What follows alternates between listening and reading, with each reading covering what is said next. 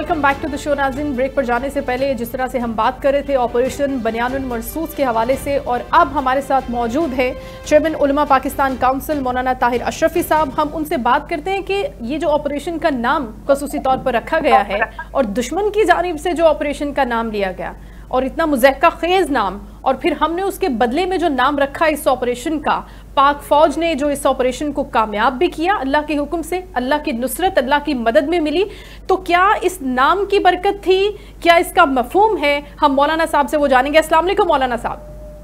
वालेकुम अस्सलाम व रहमतुल्लाह। बहुत शुक्रिया मौलाना साहब, क्या ही खूबसूरत नाम इस ऑपरेशन का हमने रखा। अल्हम्दुलिल्लाह अल्हम्दुलिल्लाह सुम्मा अल्हम्दुलिल्लाह। और फिर अल्लाह ताला ने हमें उसकी बरकत से कामयाबी भी अता की, और ऐसी कामयाबी के दुश्मन पर गोया पूरी दुनिया पर गोया हैबत तारी हो गई पाक एयरफोर्स को लेकर। क्या कहेंगे आप इसके मफहूम के हवाले से? पहले बिस्मिल्लाहिर्रहमानिर्रहीम, नहमदुहु व नुसल्ली व नुसल्लिमु अला रसूलिल करीम।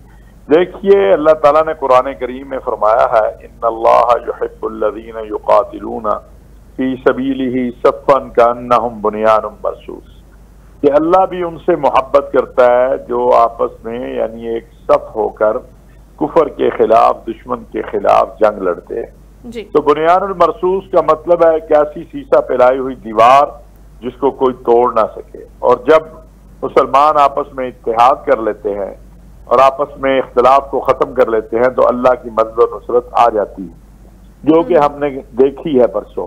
हमारा दुश्मन चूंकि हमारे ऊपर इसलिए हमला आवर है कि हम ला इलाहा इल्लल्लाह मुहम्मदुर रसूलुल्लाह की बुनियाद पर कायम होने वाले मुल्क में रहते हैं।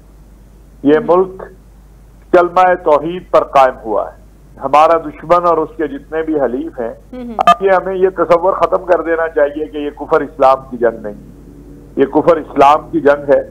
जिस तरह इसराइल हिंदुस्तान की मदद के लिए आया है और जिस तरह आज नरेंद्र मोदी या उसकी फौज के लोगों ने अपने गुफ्तगू में जो अंदाज इख्तियार किया है, तो बड़ा वाज़ेह है कि एक तरफ हिंदुआता और ग्रेटर इसराइल की बात है, दूसरी तरफ एक मुस्तहकम पाकिस्तान की बात है। तो अल्हम्दुलिल्लाह अल्लाह ताला ने मेहरबानी की, उसके फजल करम और एहसान से हमारी फौज ईमान, तकवा, जिहाद फी सबीलिल्लाह के माटो और नारे पे कायम फौज है। जब अल्लाह से मदद मांगी तो अल्लाह ने मदद दी, और अल्लाह ने हमें सिर्फ गालिब ही नहीं किया उनके ऊपर, बल्कि पूरी दुनिया में हमारी इज्जत, वकार और इफ्तिखार को बढ़ा दिया है। और आज दुनिया में ये डिस्कस हो रहा है कि इस खित्ते के अंदर नहीं, दुनिया के अंदर एक नई कुव्वत भी जो है वो उभर आई है, और उसका नाम पाकिस्तान है। अल्हम्दुलिल्लाह। इसी तरह कश्मीर का मसला, जिसपे ये समझा जाता था कि ये तो अब कारपेट के नीचे खत्म हो गया, अल्हम्दुलिल्लाह ऑपरेशन बुनियानुल मरसूस के नतीजे में वो भी अब दुनिया के टेबल पर आ गया है। और इंशाअल्लाह मुझे उम्मीद है कि बिफज़लिल्लाह वो भी बहुत जल्द हल की तरफ जाएगा, और जो नरेंद्र मोदी के ख्वाब है वो ख्वाब ताबीर भी नहीं हो सके, बल्कि रेजा रेजा हो गए हैं इंशाल्लाह इंशाल्लाह। और इसी तरह से उसको नाकामी और हजीमत का सामना और हर महाज पर शिकस्त का सामना ही रहेगा। मौलाना साहब, ये फरमा दीजिए कि जिस मस्जिद को शहीद किया गया, ये जो हमला किया गया भारत की जानिब से रात की तारीकी में, मस्जिद बिलाल, तो एक ये भी तासुर है और एक ये भी बात हो रही है कि उस मस्जिद के मेहराब पर ये आयत दर्ज थी जिसमें बनियानुल मरसूस का जिक्र है। सर, एक तरफ तो ये एक राय है, और दूसरी तरफ अगर हम बात करते हैं सिपाही सालार की, army chief general Asim Munir की, तो वो खुद अल्हम्दुलिल्लाह हाफिज़ कुरान है। और फिर ये भी एक राय है, ये भी एक तसव्वुर किया जा रहा है कि शायद उन्होंने रेकमेंड किया है ये नाम इस ऑपरेशन के हवाले से। तो जाहिर है आप तो इन हलकों के मुक्तदरा के बहुत करीब हैं, तो आप क्या सोच समझ रहे हैं इस ऑपरेशन के नाम की सजेशन के हवाले से?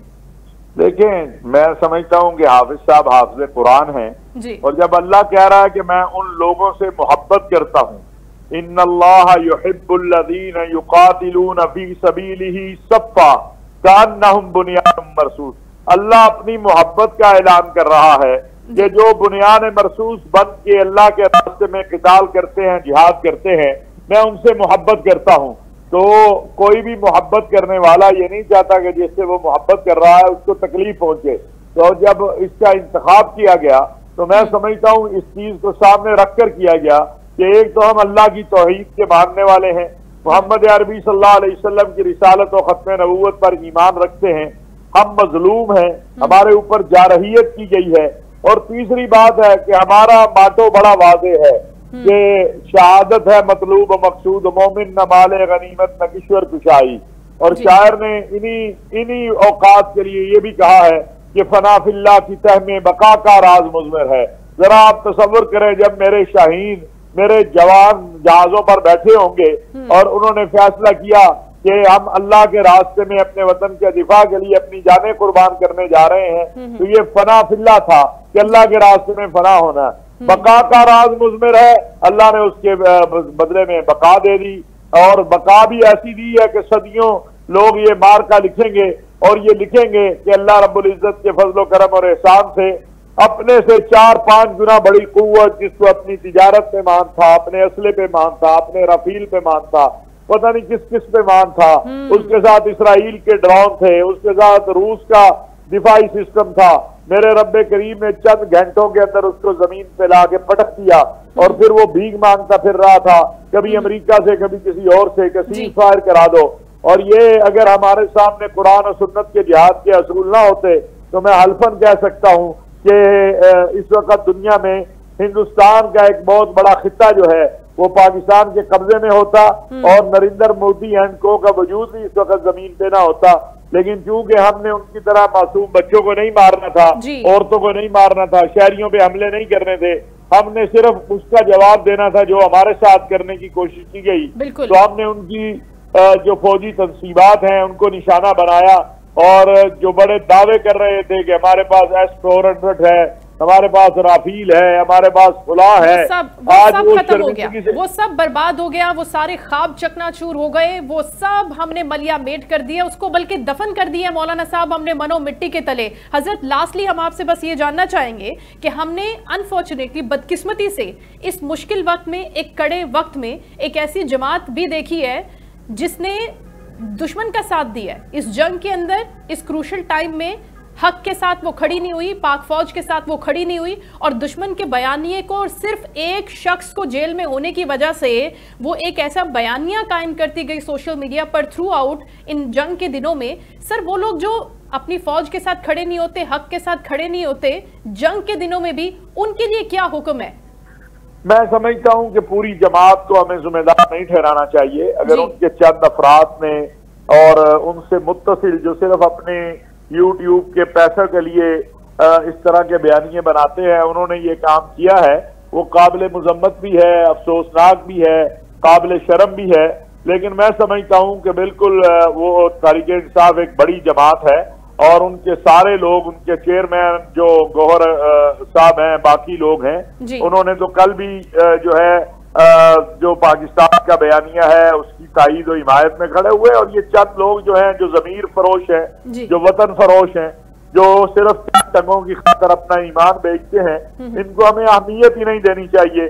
24 करोड़ में ये 24 भी नहीं होंगे, और उनके चेहरे अल्लाह ने लोगों को दिखा दिए हैं, और लोगों को समझ आ रही है कि इनका ना कोई जमीर है, इनका ना कोई ईमान है, इनका ना कोई वतन है, इनको सिर्फ माल चाहिए, पैसा चाहिए, और इनका काम अनारकी फैलाना है। और अल्लाह ताला ने खुद, वो जो कह रहे थे ये ड्रामा है, जंग नहीं होगी, ये नहीं होगा, अल्लाह ने खुद उनको दिखा दिया, और वो अपने इंजाम से खुद ही 2-4 मूदी तो मार खा के अपने इंजाम से 2-4 हुआ है। और ये मैं समझता हूँ कि अपनी डिसइंफॉर्मेशन और इस तरह की बकवास से 2-4 हो गए हैं। इंशाअल्लाह ताला इससे ना मेरे वतन को कुछ होगा, ना मेरी कौम को कुछ होगा। मेरे नौजवानों को भी बहुत सारा कुछ समझ आया है, मेरी कौम को भी बहुत कुछ समझ आया है। और ये हकीकत बात है कि आज पाकिस्तान में ही नहीं, पूरे आलम इस्लाम में अगर कोई पॉपुलर तरीन शख्सियत है तो वो जनरल आसम मुनीर है, जिनको हर तरफ से शाबाशें भी हैं, दुआएं भी हैं। आप आलम इस्लाम, आलम अरब में जाएं, लोग ताज्जुदों में उठ के पाकिस्तान के लिए दुआएं कर रहे हैं। तो ये अल्लाह ताला का फजल करम है। इसलिए जब चांद आसमान पर हो तो बाज़ औक़ात नीचे कुछ लोग जो है वो उस पर थूकने की कोशिश करते हैं या उस पर भोंकते हैं, इससे कोई फर्क नहीं पड़ता। पाकिस्तान एक बिल्कुल हजरत, बहुत शुक्रिया मौलाना साहब आपके वक्त का, कायम दायम रहना है इंशाल्लाह इंशाल्लाह। हजरत बहुत शुक्रिया आपके वक्त का, बड़ी खूबसूरत आपने गुफ्तगू की कि जब शाहीन परवाज भर रहा है और शाहीन उड़ रहा है, बहुत ऊंची बुलंदी पर है, तो उसके नीचे जितने भी कुत्ते भौंक रहे हैं और जो भी बकवास हो रही है, बैरून मुल्क बैठे हुए कुछ जमीर फरोश ऐसी अगर बातें कर रहे हैं तो उनकी बातों का बिल्कुल भी कोई असर नहीं होता हमारे मोराल पर, हमारे जज्बे पर, क्योंकि पाक फौज जिस जुर्रतमंदी से काम कर रही है और जिस तरह से, जिस कामयाबी से इस ऑपरेशन को अंजाम दिया है, अगर वो चंद लोग नहीं सराहते तो कोई फर्क नहीं पड़ता, पूरी दुनिया तारीफ करी है अल्हम्दुलिल्लाह। और अभी आपके साथ एक अहम खबर भी हमने प्रोग्राम में शेयर करनी है कि army chief general Asim Munir ने CMH रावलपिंडी का भी दौरा किया और इस दौरान उन्होंने ऑपरेशन बुनियानुल मरसूस के जख्मियों की अयादत भी की है। आर्मी चीफ ने गैर मामूली बहादुरी और ड्यूटी के लिए साबित कदमी की तारीफ की है इन जवानों की और कहा है कि दुश्मन के नापाक अज़ाइम कभी भी कामयाब नहीं होंगे। शहरियों और फौजियों की बहादुरी और कुर्बानियां पाकिस्तान की सलामती की बुनियाद है और पूरी कौम अपनी मुसल्लह अफवाज के साथ खड़ी है। और ये दुश्मन समझता था कि यहाँ पर शायद कोई तफरीक है, कोई सियासी चपकलिश है, शायद अस्करी और सियासी क़यादत एक पेज पर नहीं है, लेकिन उसने ज़रा सी मिसएडवेंचर किया, ज़रा सी हरकत की और किस तरह उसने देखा कि पाकिस्तानी अफवाज के साथ पाकिस्तानी कौम किस यूनिटी के साथ खड़ी हुई है, ये वाज़े हो गया है। और इसी सिलसिले में सिपाही सालार ने आज CMH रावलपिंडी का दौरा भी किया है और इस ऑपरेशन बुनियानुल मरसूस के जख्मियों की आर्मी चीफ ने तारीफ की है, साबित कदमी की, बहादुरी की, जिन्होंने गैर मामूली बहादुरी दिखाई है ड्यूटी के दौरान। और ये भी कहा है कि दुश्मन के नापाक अज़ाइम किसी सूरत भी हम कामयाब नहीं होने देंगे। शहरियों की भी तारीफ की है, फौजियों की बहादुरी की तारीफ की है और साथ ही साथ आज जो पाकिस्तान के लिए कुर्बानियां दी गई हैं शोहदा की जानिब से, उनको भी खिराज तहसीन पेश किया गया है। और ये सबसे अहम और बड़ी खबर थी जो हमने आपके साथ अब तक की शेयर की है। इसके साथ साथ पाकिस्तान ने जो राफेल गिराए हैं, जो तैयारे गिराए हैं दुश्मन के इस जंग के अंदर, जो ऑपरेशन हम पर मुसल्लत किया गया ऑपरेशन सिंदूर, और फिर उसके बदले में, उसके जवाब में जो हमने बुनियानुल मरसूस जब दुश्मन को धूल चटाई तो दुश्मन के तैयारे गिरे और उस पर दुश्मन फौज क्या कहती है, जरा ये भी सुन लेते हैं। I guess that question is for me. All right, I'm happy that you've asked this question. You know, we are in a combat scenario and losses are a part of combat. The question that you must ask us, okay, and indeed that we must ask ourselves, you inclusive, is have we achieved our objectives? Have we achieved our objective of decimating that terrorist camp? And the answer is a thumping yes. And the results are for the whole world to see. As for the details, what could have been, how many numbers, which platform did we lose? You know, at this time, I would not like to comment on that because we are still in a combat situation. And if I comment on anything, it will only be advantage adversary. So we don't want to give him any advantage at this stage. All I can say is that we have achieved our objectives that we selected and all our pilots are back home. Thank you.